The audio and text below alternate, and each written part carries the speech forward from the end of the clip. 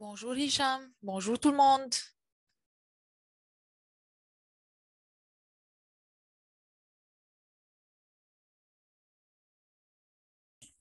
Bonjour tout le monde, bonjour Mariam, bonjour tout le monde. On va commencer dans quelques minutes.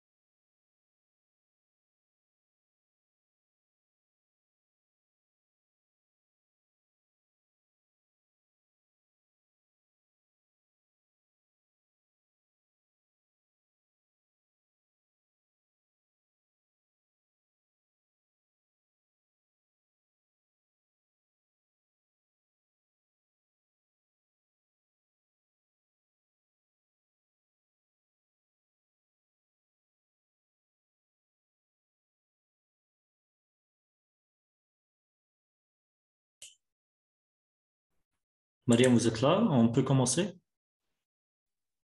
Oui, oui, Hicham. Ok, merci.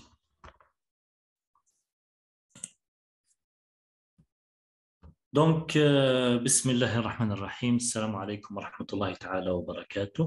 Bonjour à toutes et à tous. Merci pour tous les participants qui sont avec nous aujourd'hui afin d'assister à ce webinaire, à cette nouvelle session de formation importante sur comment choisir un journal pour publier.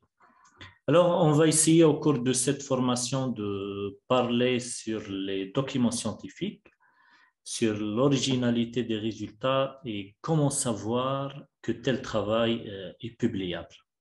Bien sûr, on va présenter, c'est-à-dire les outils intéressants pour trouver facilement le bon journal afin de se mettre vos résultats. Donc, cet atelier rentre dans la politique d'identifier les sources fiables, les sources sécurisées, les journaux indexés, et en même temps d'éviter les journaux, ce qu'on appelle les journaux prédateurs. C'est-à-dire, c'est une guerre des journaux prédateurs, et même maintenant, nous avons même des éditeurs prédateurs.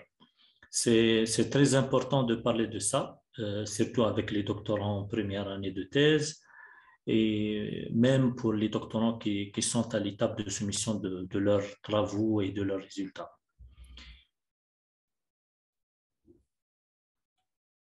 Oui. Oui, le son est bien, tout est bien. OK. Hmm.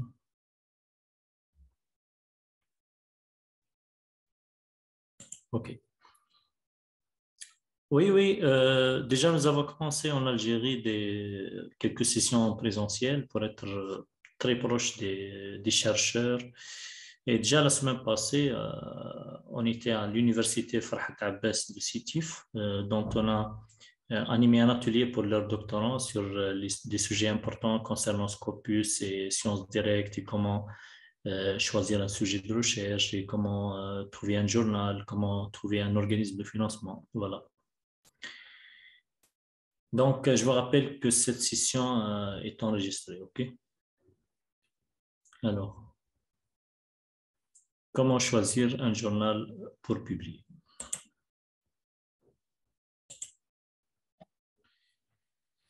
Donc, avant de passer au choix de journal, avant de passer au choix de revue,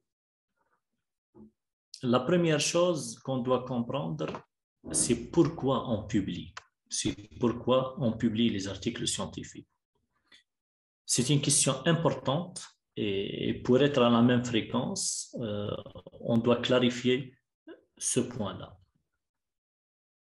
Donc, premièrement, on publie pour la réputation professionnelle et pour la réputation académique, ça c'est clair. puisque chaque chercheur, chaque étudiant et même chaque organisme cherche à créer une valeur et cherche à créer une place sur son axe scientifique.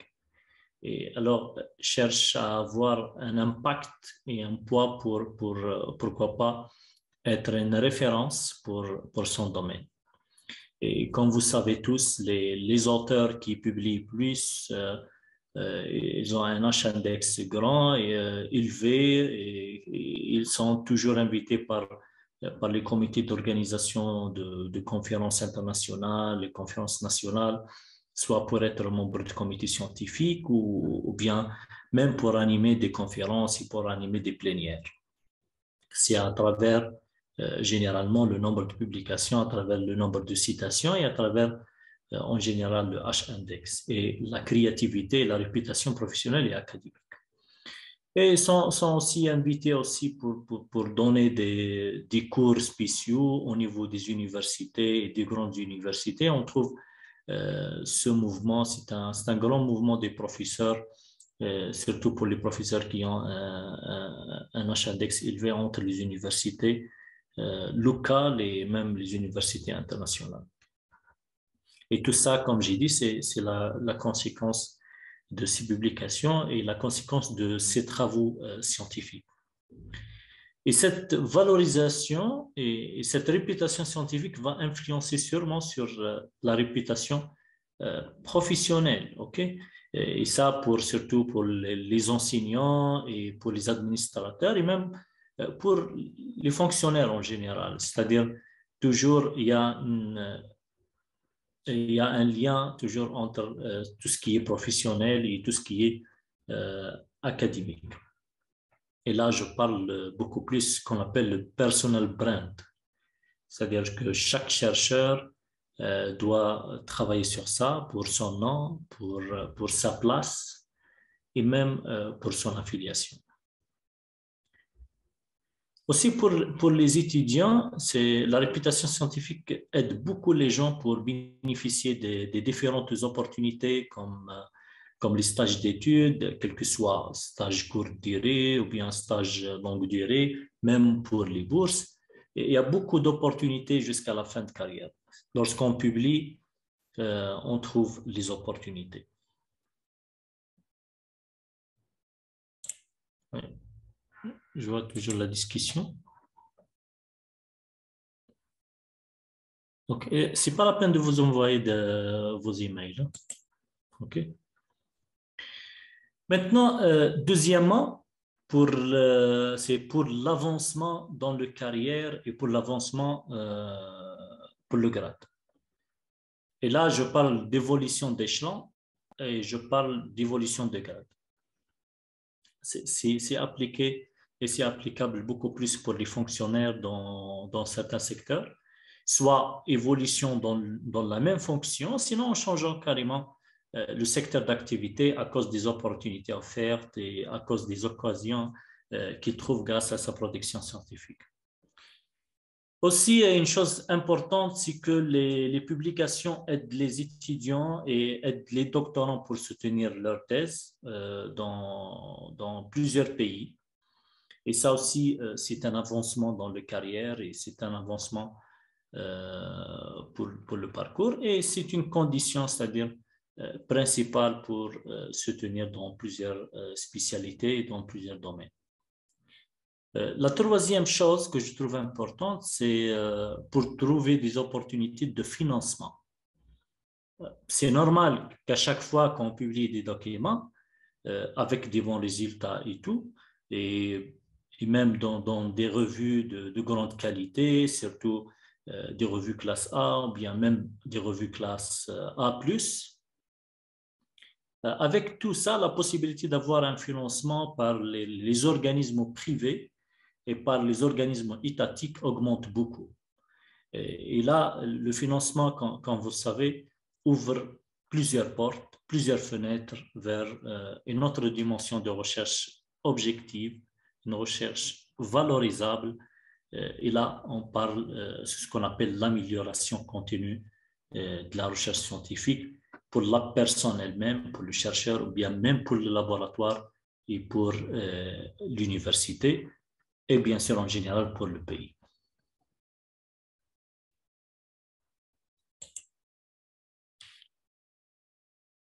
Maintenant, comment savoir si mon article scientifique est publiable? Bon, pour répondre à cette question, on va revenir un petit peu à la base. Qu'est-ce que c'est un article scientifique? Donc, un article, ça veut dire que c'est un support, tout simplement. Un support qui doit être communicatif. Et communicatif, c'est-à-dire écrit et rédigé de manière compréhensible par les lecteurs des différents niveaux. Je dis différents niveaux, c'est-à-dire, par exemple, un étudiant qui connaît quelques bases, ou bien un expert dans votre domaine. Et pas seulement de différents niveaux, mais même compréhensible par les gens hors domaine. Et pour garantir ça, on doit utiliser les bons vocabulaires et les bons mots-clés et même des mots simples pour que l'article soit compréhensible, surtout pour les gens hors domaine ou bien domaine. Ça rentre dans la politique de choix de journal, un journal disciplinaire ou bien multidisciplinaire. Avec, bien sûr, on doit toujours utiliser une bonne langue de rédaction. Et communicatif veut dire aussi qu'il suive et qu'il respecte l'enchaînement des titres et l'enchaînement des idées. En fait, on trouve des standards. Toujours, il y a des standards qui décrivent l'enchaînement des idées et l'enchaînement des titres dans un article.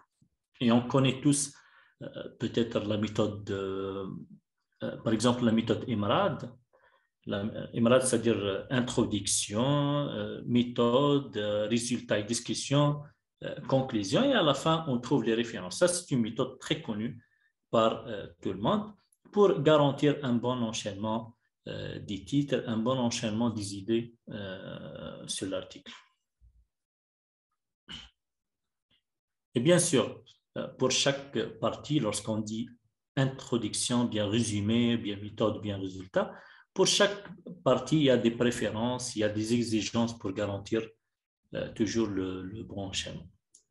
Alors, il faut faire attention sur ça puisqu'on doit toujours être communicatif pour garantir l'acceptation, au moins l'acceptation de votre article. Une autre chose importante, c'est que l'article doit être nouveau. Nouveau, c'est-à-dire original. Donc, il doit être en rapport avec les connaissances et il doit être en rapport avec les technologies actuelles. Et l'originalité est un problème de plusieurs chercheurs, vraiment. Souvent, vous faites des bonnes recherches et vous trouverez des bons résultats, des résultats lumière, mais le jour de rédaction, malheureusement, on explique mal la nouveauté. On explique mal l'originalité. C'est ça le problème, ou c'est ça le grand problème. C'est l'explication de l'originalité et l'explication de la valeur ajoutée, de added value. Donc, il y a toujours un manque concernant la description et l'explication de cette nouveauté dans quelques manuscrits, pour ne pas dire tous les manuscrits, dans quelques manuscrits. Alors, on doit mettre plusieurs lignes sur le mot « nouveau », sur le mot « original », puisque le grand pourcentage des articles rejetés, c'est pour cette raison.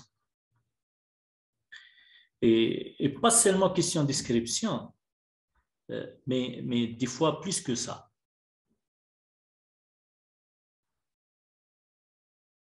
Par exemple, pour garantir l'originalité, il faut toujours vérifier l'originalité elle-même. C'est-à-dire, il faut lire beaucoup d'articles, il faut lire beaucoup de livres, il faut lire beaucoup de thèses et faire un bon état de l'art pour tracer votre ligne de départ. La ligne de départ, c'est à travers l'état de l'art que vous allez faire.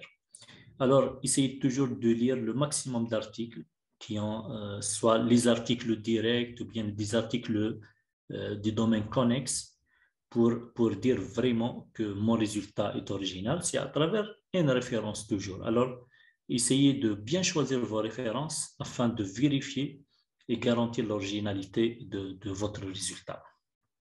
Et toujours, comme j'ai dit, l'état de l'art, c'est la ligne de départ par rapport les résultats existants et par rapport les résultats qui manquent. Donc, la même chose pour les brevets d'invention, hein, puisque maintenant, il y a un mouvement entre les articles scientifiques pour les journaux indexés, pour les journaux de grande qualité et même les brevets d'invention. Il faut toujours distinguer entre le mot invention, entre le mot innovation, c'est un domaine large, et il faut effectuer tout d'abord, avant de publier, une bonne recherche d'antériorité, puisque pour les articles, on parle toujours d'état de l'art, et pour les brevets d'invention, on parle de recherche d'antériorité. Et on fait généralement la recherche d'antériorité sur les grandes bases de données de brevets. D'ailleurs, sur Scopus, on trouve plus de 50 millions de brevets d'invention. Et alors, c'est très important de faire ce type de recherche avant de dire que mon travail est original. Il faut être objectif, il faut être logique avant de dire que mon travail est vraiment nouveau et vraiment original, puisque c'est une responsabilité de dire ça. Okay? J'espère que vous avez compris cette vision, puisque j'ai essayé de répondre à la question comment savoir si mon article scientifique est publiable. Et je voudrais vous dire aussi que pour chercher l'originalité n'est pas compliqué, hein, pour ne pas compliquer les choses. Juste un simple pas en avance, juste une simple modification en variant quelques paramètres ou bien un simple paramètre reste une originalité. En fait, donc, il ne faut pas compliquer l'existence, il faut juste essayer de faire un bon état de l'art et puis en variant quelques paramètres, en variant, je ne sais pas, quelques études de simulation, quelques remarques. Alors, il faut faire une étude, bien une lecture critique des articles pour vraiment avoir le point de l'originalité. Pour les brevets d'invention, il faut bien lire ce qu'on appelle les revendications pour extraire l'originalité de votre travail à travers les revendications des autres articles connexes et des autres brevets d'invention qui sont en relation avec votre travail de recherche. J'espère que c'est clair.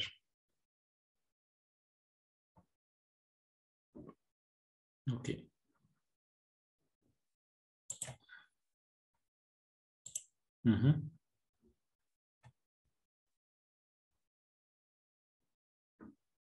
OK, c'est bien.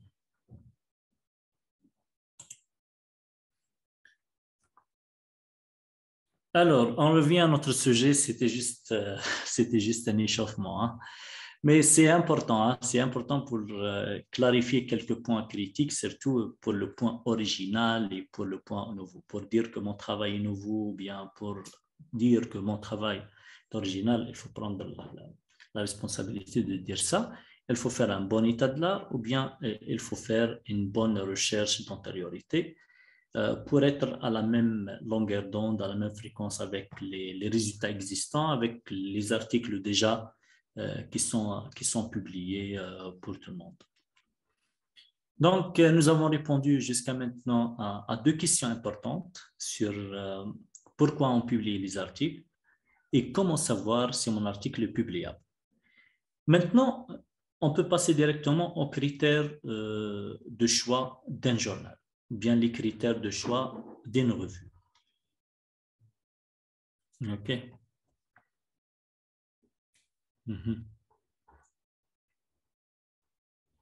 Oui, oui, un journal, une revue, c'est la même chose, oui. Peut-être vous avez confondu entre les deux mots en arabe. En arabe, on trouve majalla et jarida, puisque vraiment, nous ne sommes pas pratiquement la même chose en arabe, majalla et jarida. Même en français, on trouve généralement la différence entre le mot journal et le mot magazine.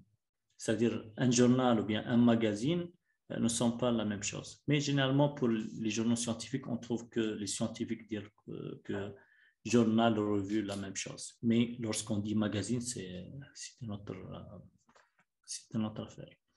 Alors, vous pouvez juste googler sur ça pour voir exactement la différence. Hein. Donc, je reviens une autre fois. Une des premières choses que je dois vérifier, c'est que le journal accepte la publication avec la langue de publication que j'ai choisie. Et là, il faut dire que pour viser une audience internationale, pour chercher la visibilité de votre recherche, maintenant, c'est une obligation. Voilà, il est très conseillé de publier en anglais, surtout pour les recherches scientifiques et tout. En général, surtout le domaine technologique. Ça dépend de la spécialité et tout. Hein. Mais maintenant, il est toujours de préférence essayer de publier en anglais. Une autre chose, c'est qu'on doit décider de départ si on va envoyer le travail vers une revue multidisciplinaire ou bien une revue disciplinaire ou bien vers une revue spécialisée. Puisque avant de se mettre le travail dans une revue multidisciplinaire, par exemple, vous êtes obligé d'adapter le langage utilisé puisque le journal multidisciplinaire a une audience scientifique généralement très large. C'est-à-dire, même les chercheurs et même les étudiants qui sont carrément hors domaine peuvent lire votre article. Alors, dans ce cas, vous devez rédiger votre article de manière qui soit compréhensible, une manière qui soit simple pour ceux qui n'ont pas une connaissance approfondie de votre axe de recherche. C'est ça l'importance de cibler le disciplinaire ou bien le multidisciplinaire. Alors, il faut bien choisir les mots-clés par rapport au choix de journal. C'est-à-dire, il y a des journaux spécifiques, on peut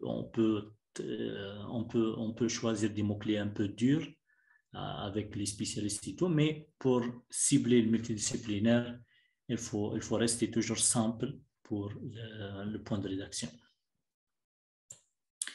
Un troisième critère que je trouve aussi important, c'est la qualité et c'est l'intégrité de la revue.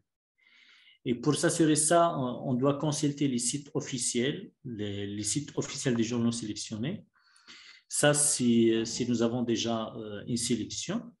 Alors, juste on consulte la liste des éditeurs, soit l'éditeur en chef ou bien même les éditeurs spécialisés, c'est-à-dire la liste complète des éditeurs dans le journal choisi.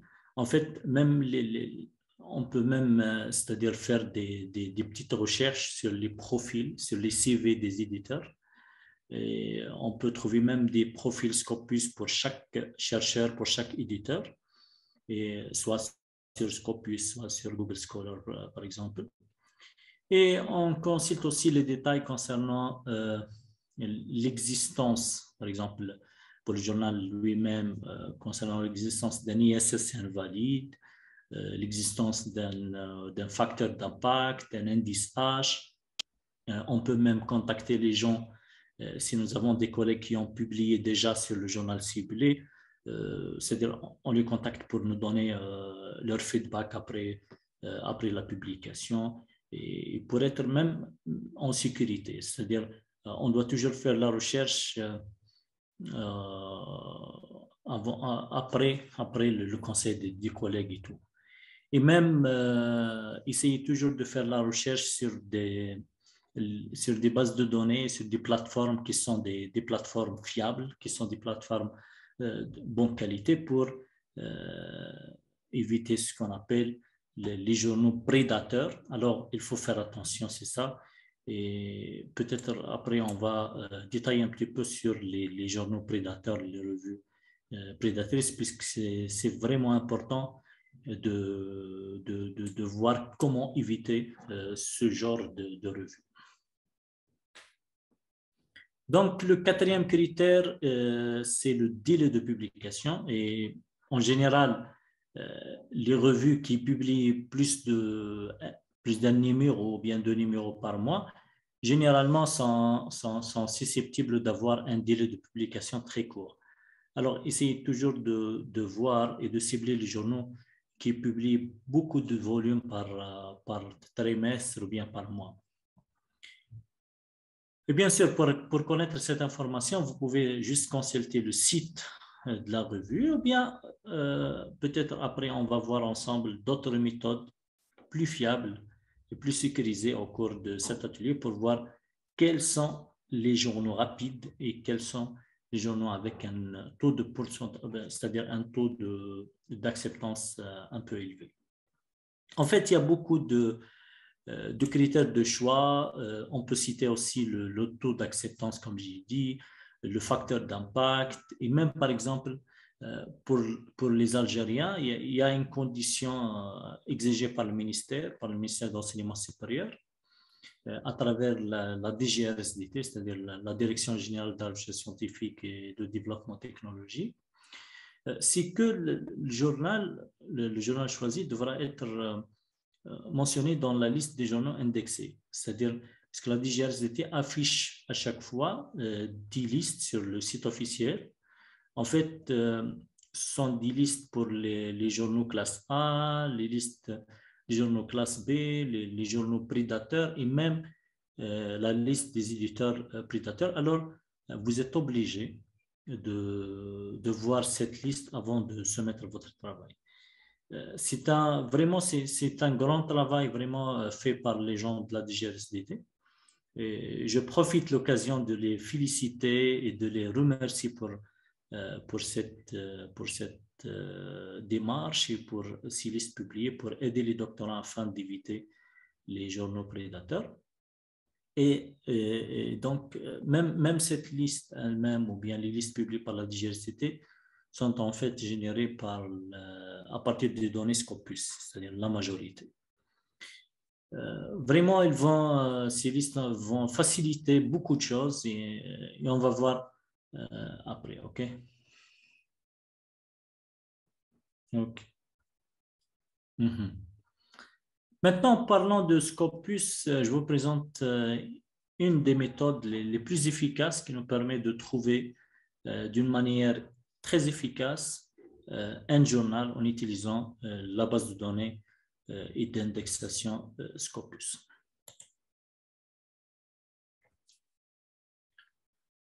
Donc, avant de parler de ça, je veux expliquer juste comment accéder à la base de données Scopus. Alors, pour accéder à Scopus, surtout en Algérie, il faut avoir un accès institutionnel de votre établissement universitaire. Et ces accès sont financés par les différents consortiums des Grands Maghreb. Et on trouve l'IMIST au Maroc, le CNUDEST en Tunisie, on trouve le CIRIST pour les Algériens. Ce sont les consortiums des Grands Maghreb pour donner les abonnements et les comptes pour accéder aux différentes bases de données et différentes plateformes pour télécharger les articles scientifiques. Alors, pour les étudiants et les enseignants-chercheurs algériens, vous pouvez juste contacter le CIRIST ou bien directement le bureau SNDL le plus proche pour avoir un compte SNDL de votre université. SNDL, c'est-à-dire un compte au Système national de documentation en ligne, puisque c'est via cet accès qu'on accède à Scopus. Donc, je reviens directement à l'interface officielle d'SNDL. Il est disponible sur www.sndl.cirist.dz. On met juste le mot de passe et l'identifiant pour que cette interface apparaîtra. Et puis, vous pouvez cliquer juste sur Sciences et techniques pour trouver directement quelques bases de données et plusieurs plateforme. Et parmi les bases affichées, vous allez trouver facilement l'icône de la base de données Scopus. Maintenant, pour parler rapidement sur Scopus, ça c'est l'interface, l'ancienne interface. Maintenant, il y a une autre interface, une nouvelle interface de Scopus. On peut pratiquer après pour voir la démarche. J'ai montré ça exprès pour voir l'évolution ensemble des interfaces graphiques de Scopus. Ça, c'est pour l'ancienne version. Donc, pour parler sur Scopus rapidement, je peux dire que c'est une base multidisciplinaire et même on trouve sur Scopus des résumés, on trouve des citations signalant des centaines de millions de documents scientifiques produits par plus de 7000 éditeurs. On trouve sur Scopus toutes sortes de documents, notamment les articles, on trouve les articles de conférence, les articles review, c'est-à-dire les articles de critique, même les brevets d'invention comme j'ai mentionné déjà. Et sur Scopus, on peut faire la recherche soit directement par document, c'est-à-dire qu'on lance la recherche d'un sujet ou bien la recherche d'un document à partir d'un titre ou bien des mots-clés. On peut faire aussi la recherche par nom d'auteur et on peut faire la recherche par affiliation pour trouver les laboratoires, les universités. Ça dépend l'objectif de votre recherche sur Scopus. Alors, la fois passée, j'ai utilisé plusieurs mots-clés et maintenant, je vais essayer d'utiliser arbitrairement un mot-clé. Donc, imaginons ensemble que j'ai un article que je trouve bien rédigé avec des résultats motivants. Et maintenant, je suis à l'étape de trouver un journal pour le publier, bien sûr. Alors, c'est simple. Je tape juste le mot-clé. Bien sûr, c'est un mot-clé qui correspond à notre problématique. Sinon, je peux utiliser ce qu'on appelle l'équation de recherche. Et j'ai parlé déjà sur l'équation de recherche et comment choisir les mots-clés, comment utiliser les paramètres logiques, les paramètres booléens, les paramètres de proximité afin de créer une équation de recherche. Ça va nous aider beaucoup pour bien affiner le résultat et pour trouver vraiment des résultats qui correspondent vraiment à notre problématique de recherche. Pour mon cas, j'ai essayé juste d'utiliser un simple mot-clé pour trouver quels sont les journaux qui publient dans le mot-clé choisi. Voilà, j'ai tapé juste un mot-clé, puis je clique sur Search.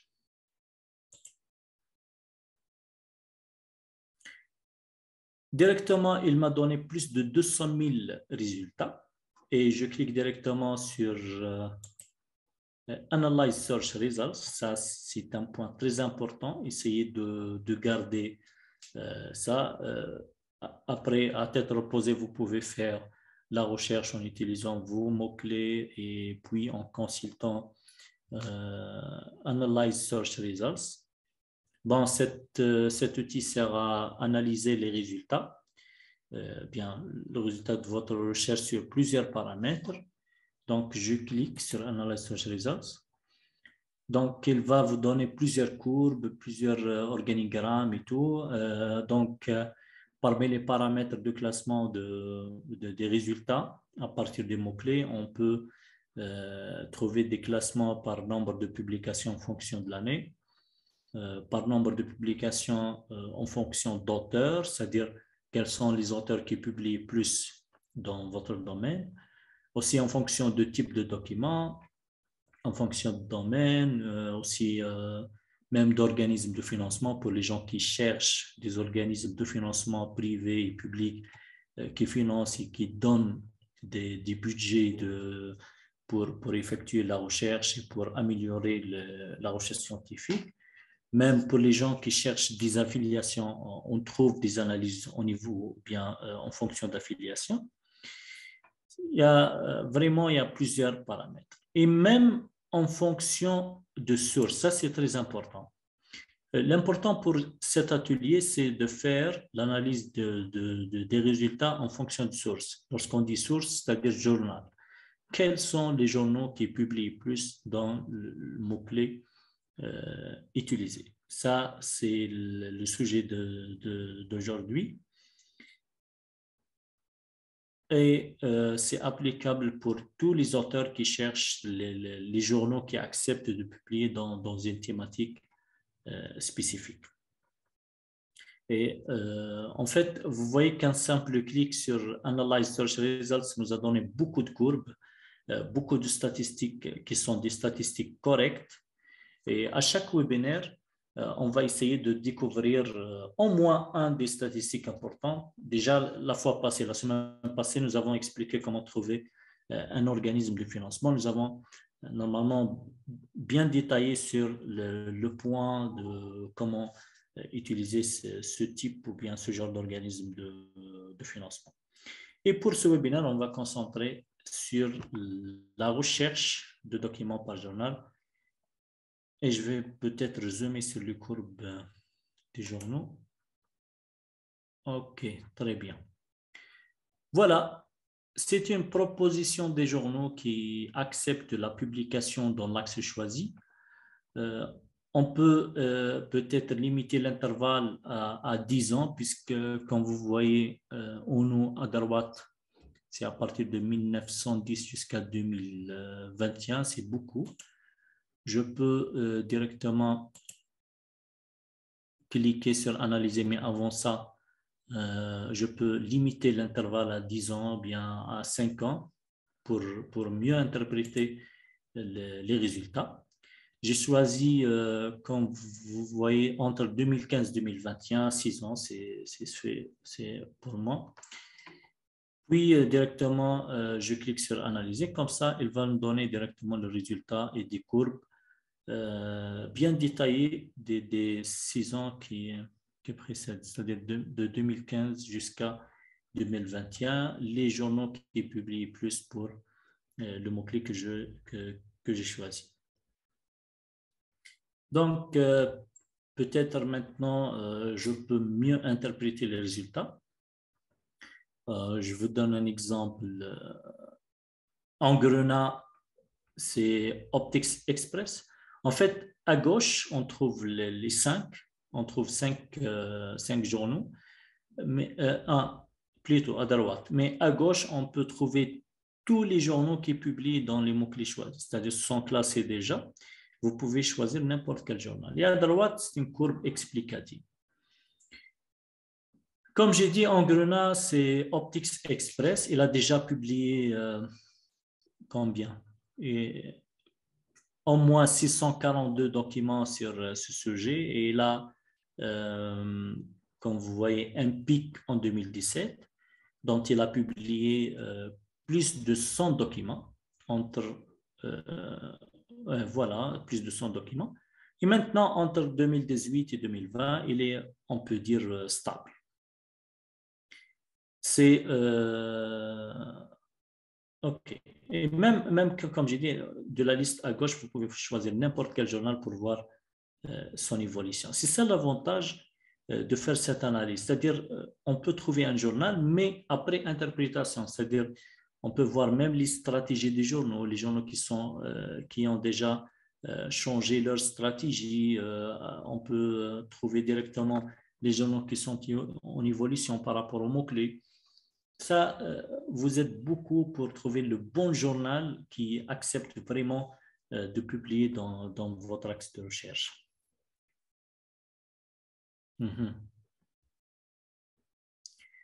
Bien sûr, on peut directement cliquer sur n'importe quel titre, n'importe quel nom de journal pour consulter directement les sites officiels et pour voir bien sûr les conditions de publication, the guide for authors, c'est-à-dire le guide d'auteur, pour voir peut-être le dossier de soumission.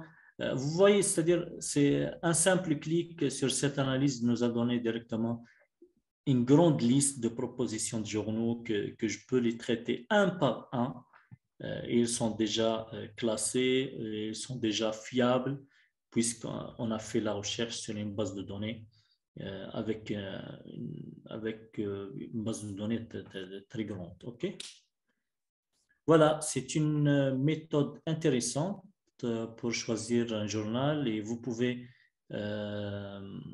puisque déjà les liens sont dynamiques, vous pouvez cliquer sur n'importe quel journal pour voir le site officiel, pour voir plusieurs détails concernant le facteur d'impact, l'H-index, les conditions de soumission, quel est le nombre de volumes par mois, ou bien le nombre de volumes par semestre. Tout ça va vous aider pour bien choisir un journal.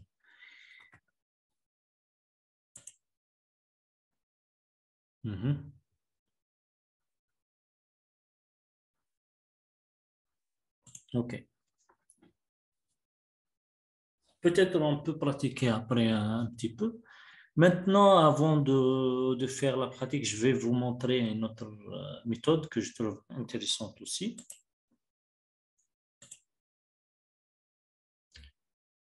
C'est Elsevier Journal Finder.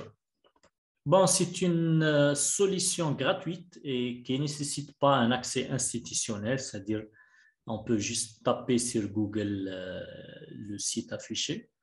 Donc, cette solution est offerte par Elsevier afin d'aider les chercheurs scientifiques pour généralement et pour exactement trouver des journaux indexés et des journaux de bonne qualité. Alors, sur cette interface qui est affichée devant vous, vous pouvez mettre directement le titre de votre document. Bon, avant, vous pouvez accéder à Journal Finder en tapant www.journalfinder.elsevier.com. Et puis, vous pouvez directement mettre le titre de votre document. Vous pouvez choisir ou bien mettre directement le résumé de votre travail, quelques mots-clés. Même, vous pouvez, pour être précis, vous pouvez mettre votre domaine de recherche. Aussi, un autre truc très important, en bas, on trouve d'autres filtres intéressants, c'est-à-dire, OK, voir par exemple, si vous pouvez ou bien si vous cherchez des journaux open access ou bien des journaux, les journaux avec abonnement pour vous proposer les journaux qui offrent par exemple la publication gratuitement. Si vous cherchez, c'est-à-dire tout simplement si vous cherchez un journal qui publie gratuitement les articles, vous pouvez juste cocher le deuxième choix, c'est-à-dire revue avec abonnement. Et décocher bien sûr revue en open access pour éviter par exemple l'open access. Ça dépend de votre politique de recherche. Bien sûr, vous pouvez voir la différence entre les deux.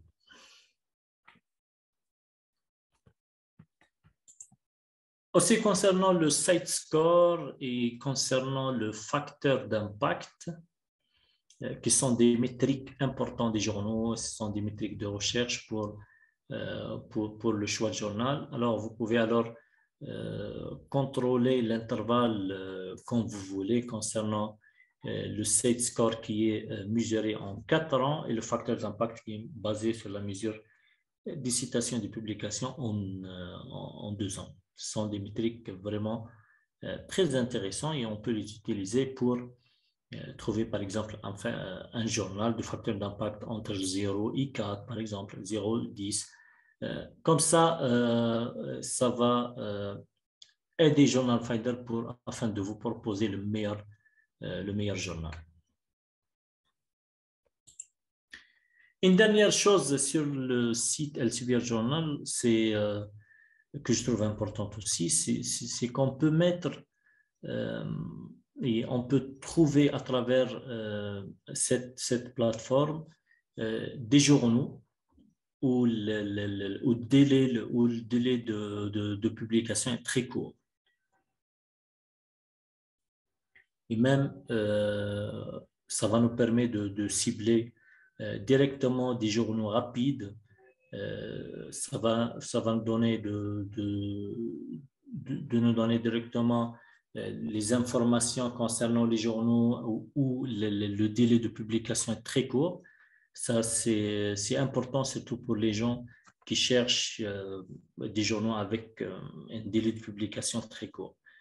C'est vraiment important de choisir à travers ça, c'est-à-dire il va vous donner directement les délais par semaine, c'est-à-dire par exemple je cherche un journal où le délai de la première décision ou bien le délai de la première réponse ne dépasse pas les 4 semaines, je peux directement filtrer sur ça et voir si on a un journal qui utilise les mots-clés que j'ai choisis et en même temps qui accepte les publications et qui est un journal un peu rapide, rapide de terme première décision et rapide même de terme de publication.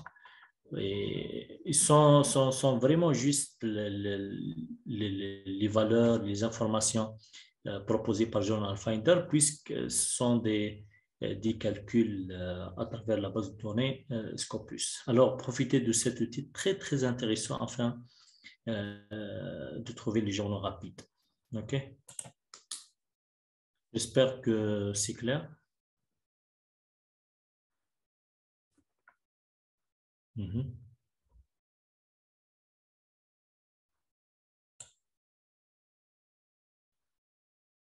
Pour les questions, je vais essayer de répondre après. OK. Juste essayer d'utiliser la fenêtre questions et réponses pour poser vos questions. Puisque sur la discussion, peut-être on peut rater plusieurs questions comme ça.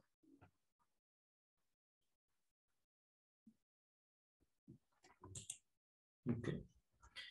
Donc, bref, en utilisant Journal Finder, vous pouvez trouver un journal qui correspond vraiment à votre problématique, votre domaine, un journal avec un facteur d'impact à votre choix et même un journal rapide avec un pourcentage d'acceptance très, très, très élevé. C'est-à-dire, quand vous voulez, vous pouvez trouver des journaux en utilisant cette manière. C'est très important de faire la recherche et voir les journaux qui existent sur Elsevier. Et comme ça, vous pouvez éviter directement les journaux, ce qu'on appelle les journaux prédateurs.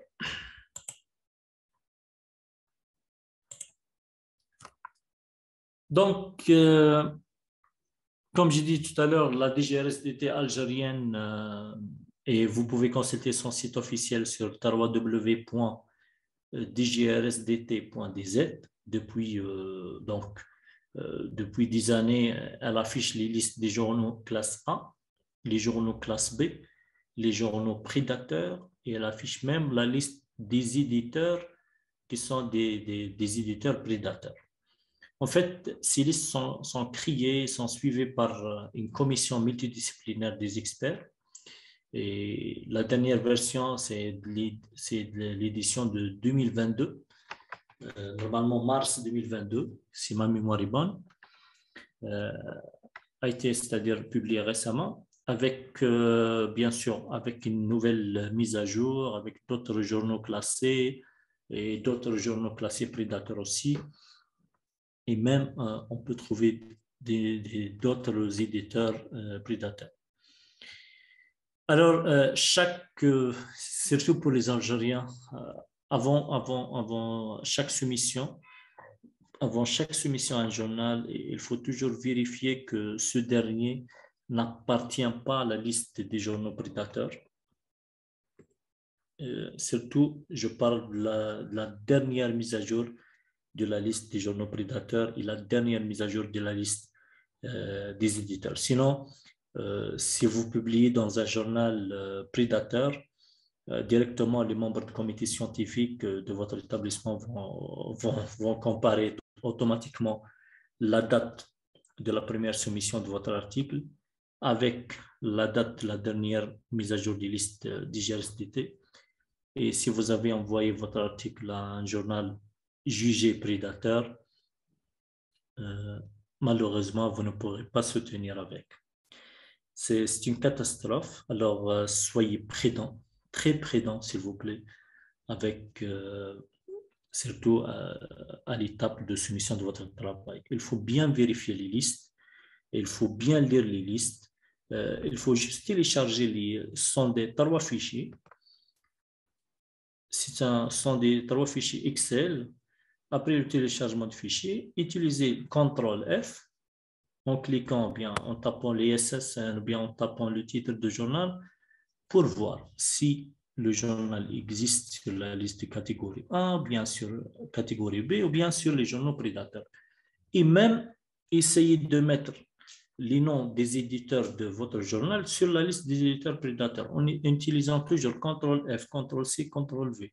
C'est très simple de bien contrôler. Après, vous pouvez garder soit capture d'écran, bien copie des documents de la dernière mise à jour avant la soumission pour éviter tout problème le jour de dépôt pour soutenance et tout.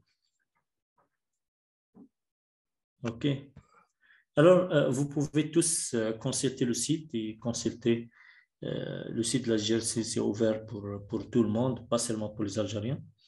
Et vous pouvez télécharger les listes puisque sûrement vont vous aider. Et bien sûr, vous pouvez trouver sur Scopus même la liste complète des sources, la liste complète des journaux. Alors, vous pouvez soit à travers Scopus, le site officiel, ou bien à travers Scopus Preview sur Google, vous pouvez trouver la liste complète des sources qui sont des sources indexées. Maintenant, sur Scopus, il y a plus de 26 000 sources, c'est-à-dire plus de 26 000 journaux indexés de catégorie B et A. Alors, vous pouvez télécharger le fichier Excel de tous les journaux et faire à chaque fois la comparaison entre la liste Scopus et les listes publiées par la DGRSDT. Comme ça, vous allez être toujours en sécurité. Oui, oui, pas seulement pour les Algériens, vous pouvez tous profiter de cette solution, puisque un journal prédateur reste prédateur pour tout le monde.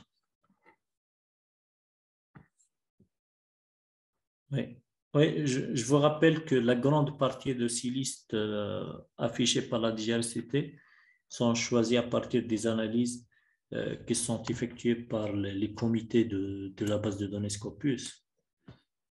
Oui. Oui, à mon avis, après le choix de journal et avant la soumission, et pour éviter tout ça, même vous pouvez en plus vous pouvez même contacter le service de vice-rectorat chargé de la recherche scientifique de votre université pour confirmer avec eux que le journal ciblé n'est pas mentionné comme prédateur cette période, c'est-à-dire la période doit être bien définie. Et sinon, de préférence, faites directement une demande écrite avec la date au vice-recteur chargé de la recherche scientifique. Comme ça, vous êtes en sécurité et vous pourrez avoir directement une réponse écrite que le journal que vous allez contacter, c'est un journal de catégorie A ou bien c'est un journal de catégorie B et n'est pas un journal prédateur. Comme ça, vous êtes en sécurité et vous pouvez directement essayer. Parce qu'il y a beaucoup de problèmes avec les comités scientifiques le jour de soutenance. Alors, comme j'ai dit, soyez prudents en utilisant les bases de données. Mais pour utiliser les bases de données qui sont fiables, sécurisées, comme Scopus, vous êtes toujours en sécurité puisque vraiment sur Scopus, la fiabilité de données vous donne directement des journaux de bonne qualité et même des documents de bonne qualité à travers Scopus, à travers Sciences Direct, c'est-à-dire je parle des bases de données des plateformes de haut niveau. Voilà. Je vais essayer de changer directement le partage pour essayer d'ouvrir Scopus. Je vais faire directement une démonstration rapide.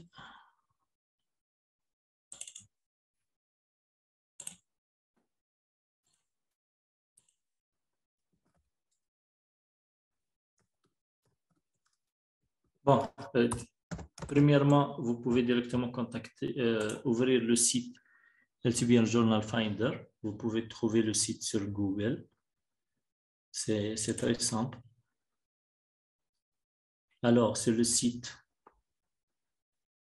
en français, c'est Find Journal, trouver des revues.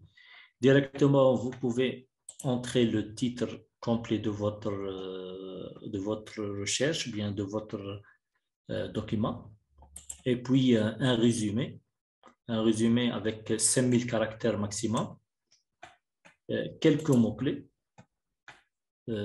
Pour le domaine, vous pouvez sélectionner à partir de la liste proposée. Alors, vous êtes obligé de choisir à partir de là. Par exemple, je peux choisir biochimie directement, un autre ici, par exemple, immuno, et un autre, c'est-à-dire, par exemple, neurosciences. Comme ça, vous pouvez trouver directement les mots-clés qui correspondent vraiment à votre problématique. Ça va aider Journal Finder afin de vous proposer les bons journaux. Et puis, avant de cliquer sur trouver des revues, on clique tout d'abord sur préciser votre recherche. C'est pour affiner plus et pour avoir plus de filtres.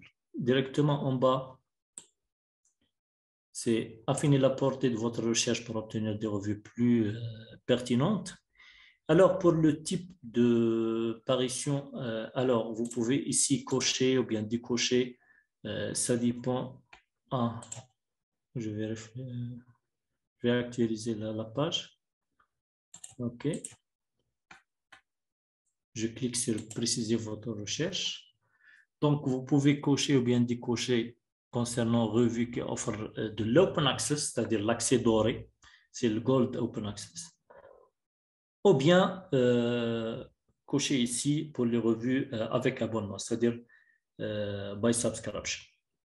C'est très important, surtout pour les gens soit qui cherchent seulement les journaux en open access ou bien qui cherchent seulement les journaux avec abonnement, ou bien les journaux hybrides.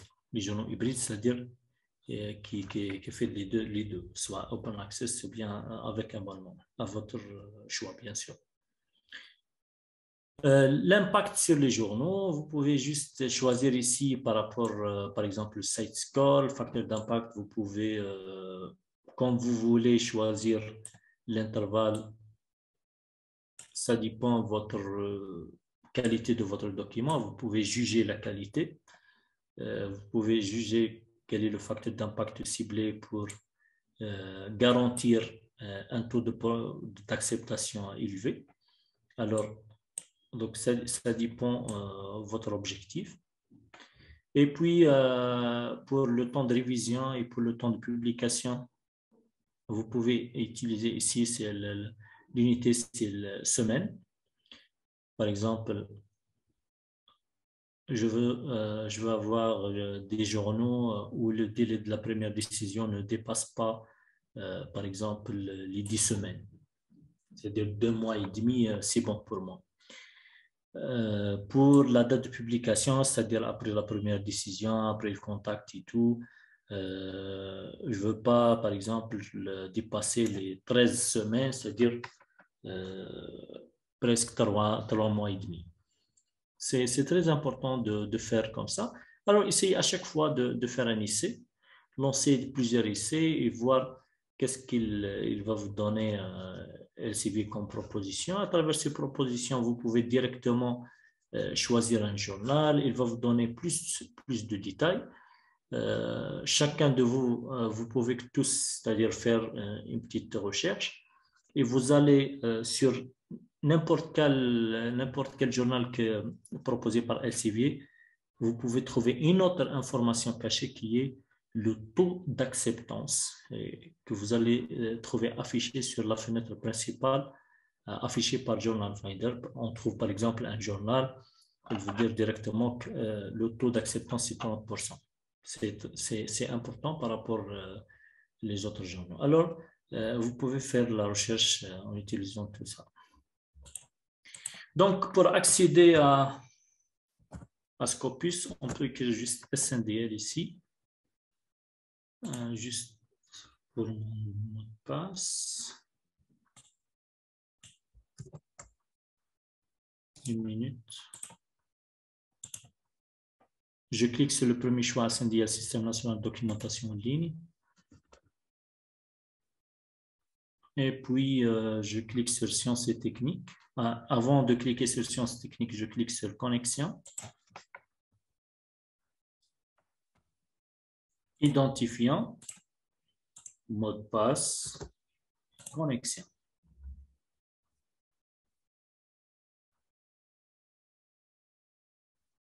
Juste quelques secondes. Là, juste pour la connexion, je profite de lire quelques questions.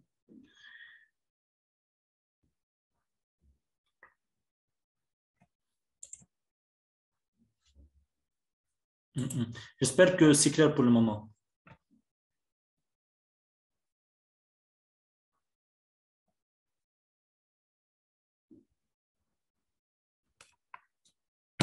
OK. Donc, je clique sur Sciences et techniques. Et puis, vous pouvez trouver plusieurs plateformes, vous pouvez trouver plusieurs bases de données qui sont sponsorisées par le consortium algérien, le CIRIS, qui est affiché en haut à droite. Par exemple, pour accéder à Sciences Direct, vous pouvez cliquer sur Sciences Direct directement à partir de là. Et pour chercher Scopus, on peut trouver directement la base de données Scopus affichée sur la rubrique Sciences et techniques. Alors, je clique directement sur Scopus et j'attends juste la connexion.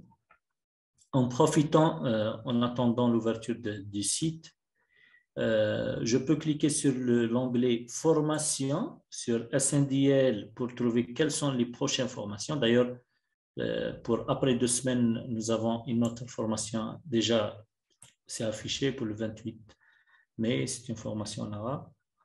Alors, vous pouvez directement à partir de là trouver directement le lien de participation et partager le lien avec vos collègues pour profiter tous de ces informations, ou bien ces formations organisées et animées par Elsevier. Voilà, c'est la nouvelle interface de Scopus. J'ai déjà affiché l'ancienne version. Ça, c'est la nouvelle version de Scopus. Directement, maintenant, je suis connecté à travers mon consortium, c'est-à-dire Research Center of Scientific and Technical Information. C'est le CIRIS, le consortium algérien. Je clique ici pour vérifier que je suis vraiment publié à partir de mon consortium. Et en fait, en Algérie, il n'y a pas d'autre méthode. C'est la seule méthode pour accéder à Scopus. Sur Google, on ne peut pas trouver carrément Scopus sur Google. On trouve seulement Scopus Preview. De préférence, essayez toujours d'ouvrir un autre compte sur Scopus pour profiter des différentes fonctionnalités qui sont offertes par les produits Elsevier. C'est un seul compte, on peut utiliser un seul compte pour tous les produits Elsevier presque, pour Scopus, pour Elsevier, pour Sciences Direct, pour plusieurs produits. Soit si vous n'avez pas un compte, vous pouvez cliquer sur Create Account, c'est créer un compte, ou bien directement s'inscrire ici. Et directement, je vais chercher 2 minutes, je vais chercher mon mot de passe.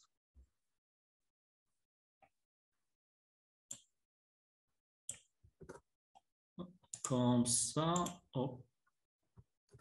mon mot de passe, s'inscrire.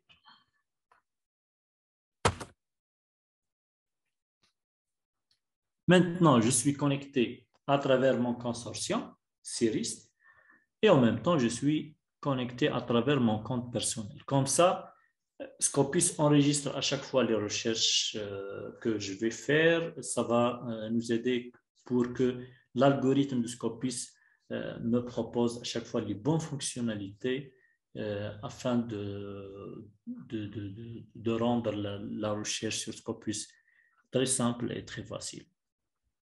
Donc, je peux cliquer directement et choisir n'importe quel mot-clé. Par exemple, je vais écrire juste biologie, ou bien light scattering, ou bien n'importe quel, bien microparticle. Ça dépend les mots-clés. Je vais choisir arbitrairement. Par exemple, toujours le même, light scattering par exemple. Je vais cliquer sur Search. Et avant ça, et en attendant la connexion, vous voyez tous au nous, il y a Search, et à côté de Search, il y a Source. Je peux cliquer sur Source. C'est une option très importante pour trouver des journaux aussi. Alors, en cliquant sur Source, Scopus va vous donner directement tous les journaux qui sont indexés Scopus. À partir de cette liste, on peut trouver plusieurs journaux qui acceptent la publication dans votre domaine. Alors, là, je peux directement cliquer sur Title. Et comme ça, vous pouvez choisir n'importe quel journal, puisque en bas, vous allez trouver une liste complète des sources. Sur Scopus, il y a 43 132 sources. Vous pouvez directement télécharger le fichier Excel dans le Scopus Source List, c'est-à-dire c'est le fichier complet des sources. Alors, vous pouvez directement, avec un simple clic, télécharger le fichier Excel avec la totalité des sources. Bon, c'est à partir de cette source que la DGRSDT à chaque fois compare les listes entre les catégories et entre le A, le B, et pour après filtrer les sources et pour filtrer les journaux prédateurs qu'on peut les trouver sur Google et sur les bases de données qui ne sont pas fiables. Alors, essayez toujours de rester sur Scopus pour être toujours en sécurité.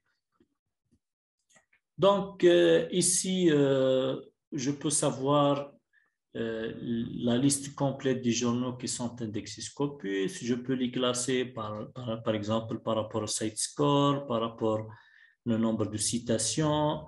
Il y a lot of metrics, c'est-à-dire il y a plusieurs métriques qui sont proposées par Scopus pour vous faciliter le choix de journal. Alors, vous pouvez directement trouver, par exemple, ici, c'est un nom-journal, c'est Cancer Journal of Clinicians, c'est-à-dire, et puis, c'est le publisher, c'est le Wiley. Voilà le SNP, le SGR, tous sont des métriques importants de recherche et tout. Je peux ici choisir entre Q1, Q2, Q3 et Q4. Ce sont des journaux aussi entre les 10%, les premiers 10%, les premiers 25%. C'est pour classer le high class, c'est-à-dire le high journals. Et puis ici, par exemple, pour choisir juste les journaux, puisqu'il y a plusieurs types de journaux, il y a plusieurs détails, je peux cliquer, par exemple, ici, juste pour Journal, Apply.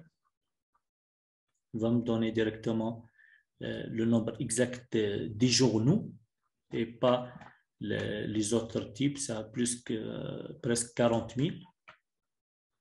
Normalement, c'est simple de faire la recherche ici. OK.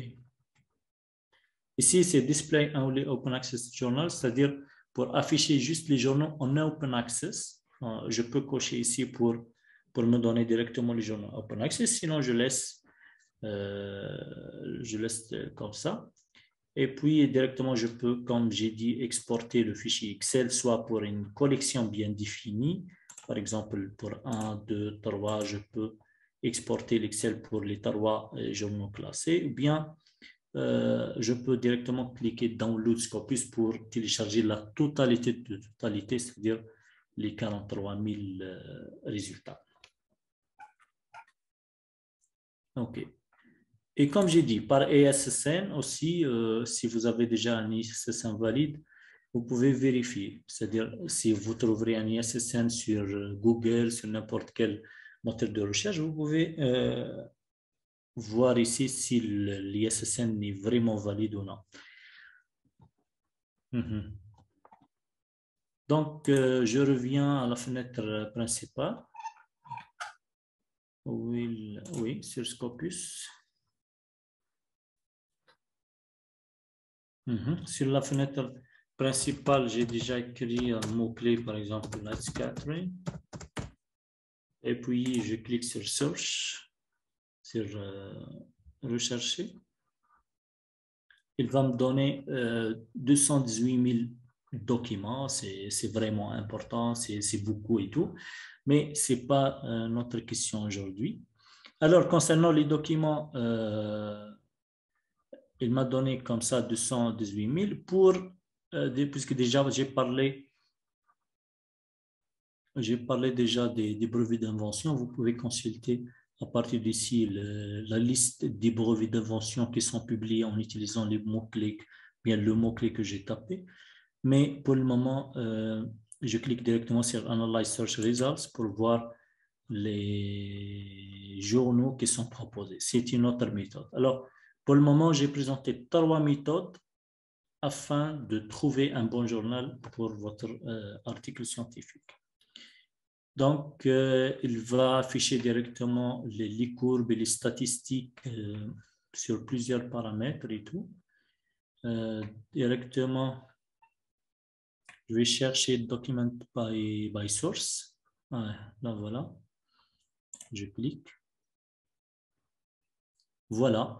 Il m'a donné, à droite, sont les top 10 des journaux qui publient plus en utilisant les mots-clés que j'ai tapés et qui répondent vraiment à votre problématique et votre thème de recherche.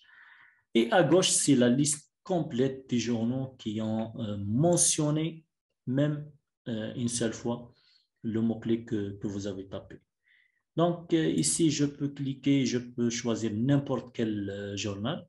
Ça, c'est l'évolution et la stratégie du journal. C'est très important de voir les stratégies des journaux avant de publier, avant de même d'envoyer votre travail pour la première fois. Essayez toujours, comme j'ai dit tout à l'heure, de choisir, de cibler les journaux où la courbe est toujours en croissance. Comme ça, la possibilité d'accepter le travail, ce sera élevé. Mais ce sont des probabilités, OK? Des probabilités, mais on peut les considérer, on peut les mettre en considération toujours. Donc, je peux, par exemple, à titre d'exemple, choisir, par exemple, Applied Optics. Voilà, c'est source de détails, c'est-à-dire les détails du journal.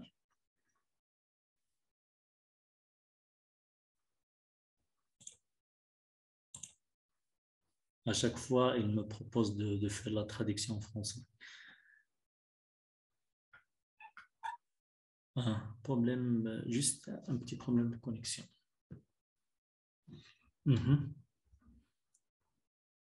Donc, je vais essayer d'attendre un petit peu.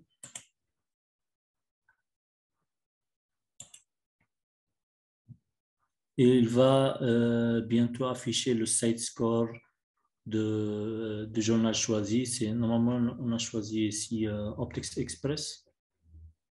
Le SGR, il y a beaucoup de... OK. Bon, l'essentiel.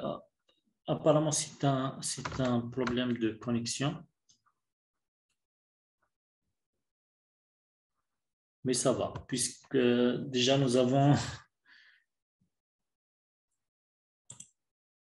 Normalement, c'est clair, puisque les étapes sont claires, en attendant juste la connexion pour afficher directement exactement les détails du journal et tout. Alors, on peut même comparer les sources, c'est-à-dire comparer entre les journaux en utilisant les mots-clés, voir les feedbacks des auteurs qui ont déjà publié sur le journal. C'est très important de voir les feedbacks des auteurs avant d'envoyer votre travail. Et même si vous êtes intéressé par ce journal, il y a un bouton très, très, très important, c'est Set Document Alert, c'est-à-dire créer une alerte je peux cliquer sur créer une alerte. Puisque je suis connecté par mon compte SNDL et mon compte Elsevier, il va m'envoyer à chaque fois des rapports sur le type de documents et sur même les documents en général publiés par cette revue, par ce journal. C'est très important pour voir une idée, par exemple, si vous pensez à publier dans 2 mois ou 3 mois. Et alors, c'est bien de configurer une alerte pour voir l'évolution, pour voir quelles sont les thématiques ciblées par ce journal pour publier les travaux et tout. Alors, vous pouvez juste cliquer sur cette Search Document Alert. Il va directement vous envoyer des documents et des rapports bien détaillés chaque jour, ou bien chaque semaine, ou bien chaque mois, quand vous voulez, sur les documents publiés par le journal. Bon, pardon pour ce problème, ce petit problème de connexion, mais j'espère que c'est clair pour le moment, puisque normalement, si tout est affiché, il reste quelques petits détails. OK?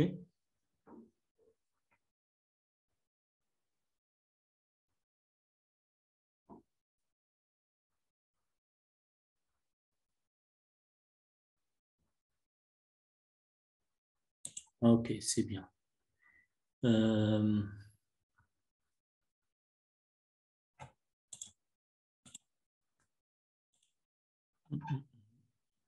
vais actualiser une dernière fois.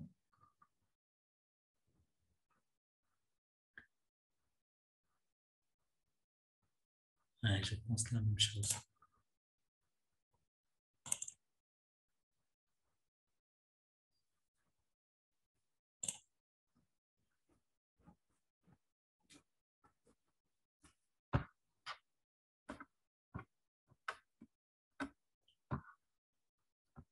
Donc, voilà, je pense qu'on a parlé sur des solutions, 3 méthodes presque pour chercher une revue scientifique, 3 ou 4 méthodes, pour chercher dans une base de données fiable et de très bonne qualité comme Scopus.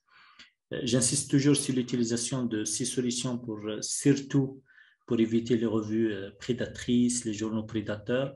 Et pour chaque webinaire, on va donner plus d'informations, plus de solutions afin de maîtriser ce processus de choix de journal. Donc, on va même peut-être parler sur la préparation de templates, c'est-à-dire une étape un peu, c'est-à-dire un peu avancée. On va organiser des webinaires spéciaux, préparation de dossiers de soumission, beaucoup de choses et vous êtes toujours invité au webinaire organisé par Elsevier. Et je profite de l'occasion pour vous inviter à une autre formation le 28 mai, c'est-à-dire prochain, après exactement 2 semaines, le samedi, c'est pas le samedi prochain, le samedi 28 mai, ce sera un atelier en arabe, puisqu'il y a beaucoup de monde qui demande ce genre d'atelier en arabe. Et le titre sera en arabe, ce sera كيفية إيجاد موضوع أصلي وبقيمة مضافة, c'est-à-dire comment trouver un sujet original et bien sûr comment indiquer la valeur ajoutée, bien the added value for the subject. Yani, merci beaucoup pour votre participation. Je vais lire quelques questions.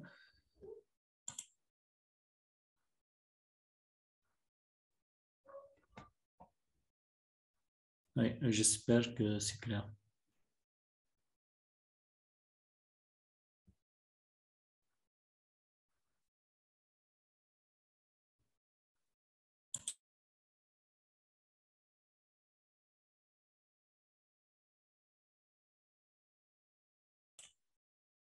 C'est quoi la différence entre le site score et le facteur d'impact? Donc, ce sont des métriques utilisées par les journaux, ce sont des métriques et des mesures utilisées par les journaux, surtout les journaux indexés et tout. Bien sûr, entre le site score et le facteur d'impact spécialement, le calcul c'est un peu similaire. Donc, pour le site score, il est basé sur le calcul des citations reçues en 4 ans, c'est-à-dire en 4 ans, pour des documents publiés à la même période. C'est-à-dire, je vous donne un exemple. Si on dit, par exemple, le calcul de site score de 2020, site score, pour calculer le site score pour l'année 2020, c'est-à-dire ce sont les citations reçues en 2020, les citations reçues en 2019, 2018, 2017, l'ensemble des citations divisé par le nombre de documents publiés en même période, c'est-à-dire publiés en 2020, 19, 18 et 17. J'espère que c'est clair. C'est-à-dire 4 ans sur 4 ans. 4 ans de citation sur 4 ans de publication. Okay. Et lorsqu'on dit document, concernant le site score, pour bien clarifier le point, lorsqu'on dit document, c'est-à-dire tout type de document. Hein. C'est-à-dire, pour calculer le site score, il prend en considération les articles review, les articles de conférence, les chapitres, le tout entre dans le muséum. C'est pas comme le facteur d'impact. Et voilà, c'est-à-dire, et même pour le facteur d'impact, le calcul est, c'est ça la différence. Entre le facteur d'impact, le calcul est basé sur 2 ans. C'est-à-dire pour estimer la visibilité d'un journal, on calcule ce facteur d'impact qui est un rapport entre le nombre de citations dans une année et le nombre des articles publiés par la revue elle-même pour au cours des 2 années qui précèdent, bien au cours des 2 années précédentes. J'espère que c'est clair. C'est-à-dire, bref, un facteur d'impact, par exemple, d'une année, c'est le rapport de nombre de citations reçues par l'année, par cette année par exemple, sur le nombre d'articles publiés par la revue elle-même au cours des 2 années précédentes. Une année de citation sur les 2 ans de publication qui précèdent. Mais le site score, c'est 4 ans sur 4 ans.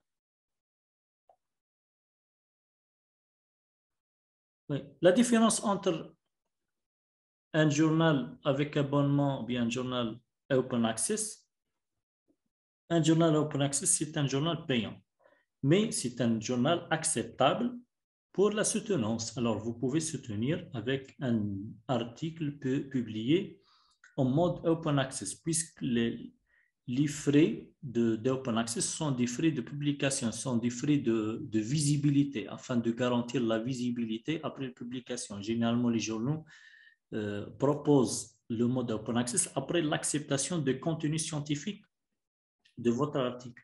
Alors, il y a une différence entre un journal payant et un journal open access. Un payant, généralement, il est interdit puisque généralement les journaux payants sont des journaux prédateurs, entre parenthèses. Mais le journal open access, le paiement est justifié. Mais pour les journaux en abonnement, bien by subscription, sont des journaux qu'on peut les publier gratuitement, mais pour accéder après à votre article, c'est-à-dire par les doctorants et par les étudiants, il faut soit payer afin de télécharger l'article, sinon d'utiliser les comptes de consortium, comme le cas de Saint-Dié pour les Algériens. Mais l'open access, c'est un article qu'on peut le trouver gratuitement sur n'importe quel moteur de recherche, sans besoin d'un compte institutionnel afin de le télécharger. Et la différence, bien sûr, c'est que la visibilité concernant l'open access est très grande par rapport à un article publié en mode abonnement. C'est pour ça qu'on trouve les laboratoires étrangers reçoivent beaucoup de citations. Les auteurs étrangers reçoivent beaucoup de citations puisque tout simplement ils publient sur le mode open access.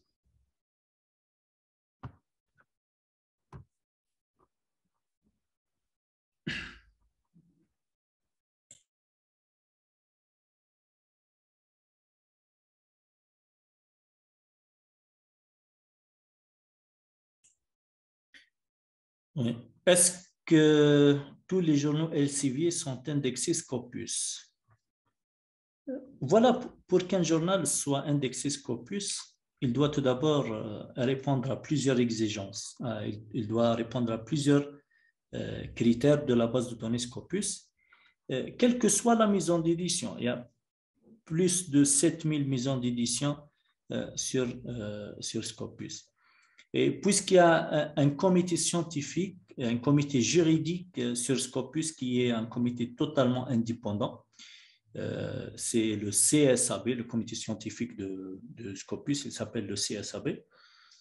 Alors, le journal qui ne répond pas aux exigences de Scopus ne sera plus indexé. Alors, il fait le contrôle quotidiennement, le contrôle continu des journaux. Et même ce comité, il peut soit indexer des journaux sur Scopus et même il a le droit de retirer n'importe quel journal, les journaux qui perdent le souffle et qui perdent la capacité de répondre toujours aux critères et aux exigences de Scopus.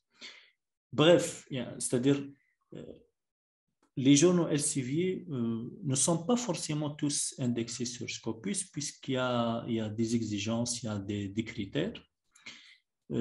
Par exemple, parmi les critères, c'est que pour qu'un journal, c'est-à-dire soit indexé Scopus, il doit justifier au moins 2 ans d'existence, ok, 2 ans de publication.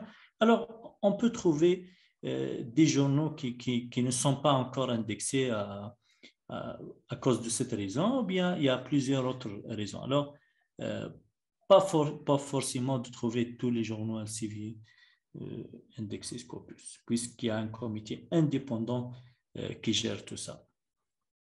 C'est applicable pour toutes les maisons d'édition, c'est applicable pour tous les groupes d'édition.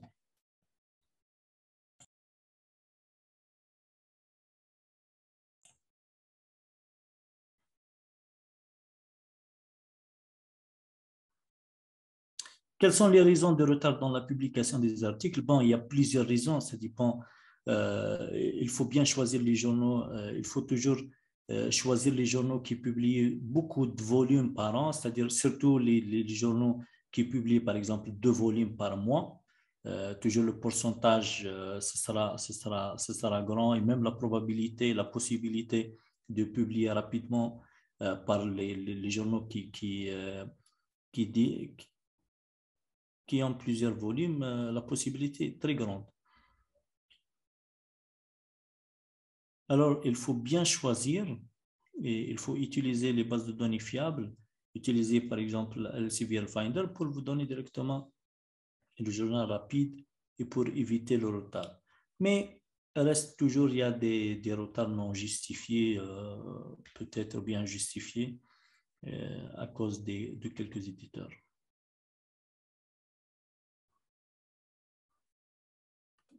Ouais. Oui, pour les formations en arabe, essayez de participer avec nous dans 2 semaines, le 28 mai à 11 h, le samedi 28 mai à 11 h, on va organiser un atelier en arabe.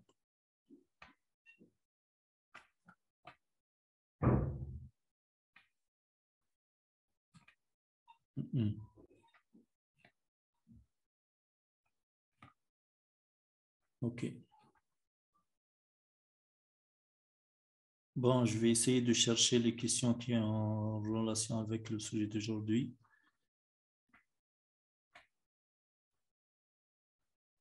Pour les questions en arabe, je vais les laisser pour la prochaine fois. Je vais répondre en arabe le prochain atelier.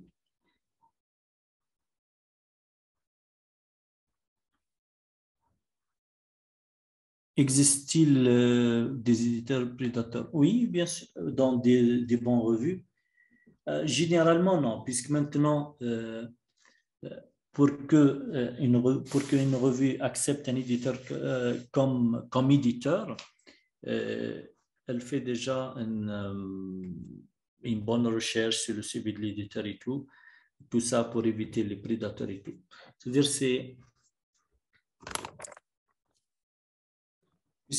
si un journal recrute un éditeur prédateur, le journal devient automatiquement prédateur. Hein. Alors, maintenant, les revues font des recherches approfondies sur les personnalités, sur les chercheurs, les enseignants, les éditeurs, surtout les nouveaux éditeurs, afin d'éviter ce grand problème.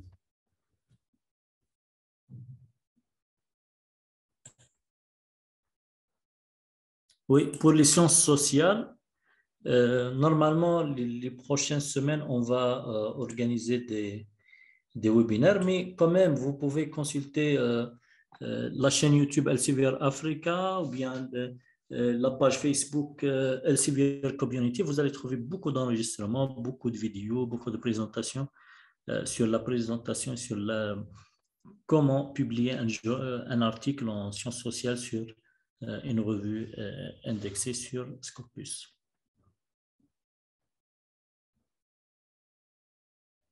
Quelle est la différence entre Scopus et Elsevier? Scopus, c'est une base de données. Scopus, c'est délivré, c'est-à-dire c'est un produit, Scopus est un produit Elsevier. Elsevier est un groupe d'édition connu mondialement. Et Elsevier a plusieurs produits. Parmi ces produits, on trouve la base de données Scopus, lancée en 2004. On trouve parmi les produits Elsevier, il y a aussi Sciences Direct, Mendeley, Scival. Il y a beaucoup de produits très intéressants. Et on va peut-être, les prochains ateliers, parler à chaque fois d'un produit.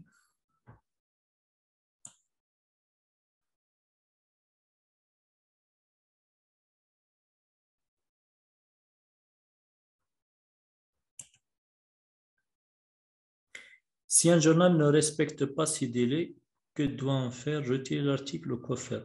Ça dépend. Si vous êtes pressé, vous pouvez juste envoyer un mail aux éditeurs en chef pour retirer votre document. L'essentiel, il faut informer avant de se mettre le travail dans un autre journal, sinon c'est un problème de blacklist. Alors, avant de retirer un travail, il faut toujours garantir la traçabilité. La traçabilité, c'est quoi? C'est envoyer un simple message, un simple mail vers l'éditeur en chef, une demande de retrait. C'est bon, monsieur l'éditeur.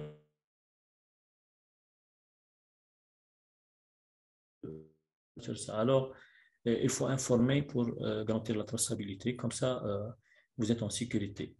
L'essentiel, éviter le maximum de se mettre le travail dans des journaux ou bien dans 2 ou 3 journaux en même temps. C'est interdit par la loi.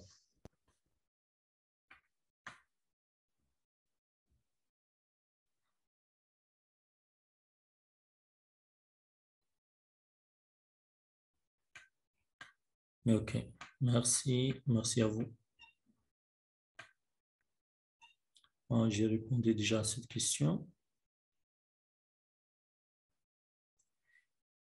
Comment changer la langue de recherche en français? Bon, pour le truc que j'ai sur le navigateur, c'est une extension de navigateur. C'est une traduction directe entre l'anglais et français. C'est une extension, c'est pas une traduction du site.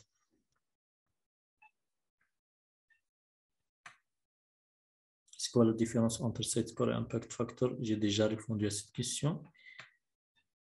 Oui, je pense que c'est bon, c'est tout pour moi. Donc, rendez-vous la semaine du 28 mai pour une session d'atelier en arabe qui sera, Inch'Allah, intéressante pour vous. Alors, profitez et essayez d'assister avec nous la prochaine fois aussi.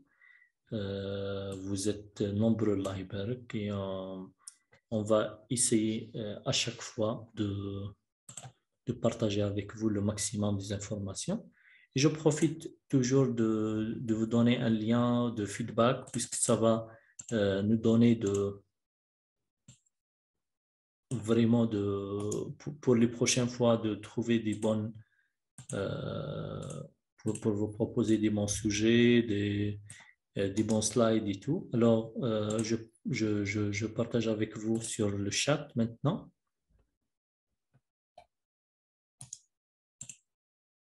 Directement un lien vers une publication de feedback avant de quitter. Alors, je vous remercie tous. Merci beaucoup, Mariam, pour votre présence aujourd'hui avec nous. Et rendez-vous pour la prochaine fois, Inch'Allah. Merci.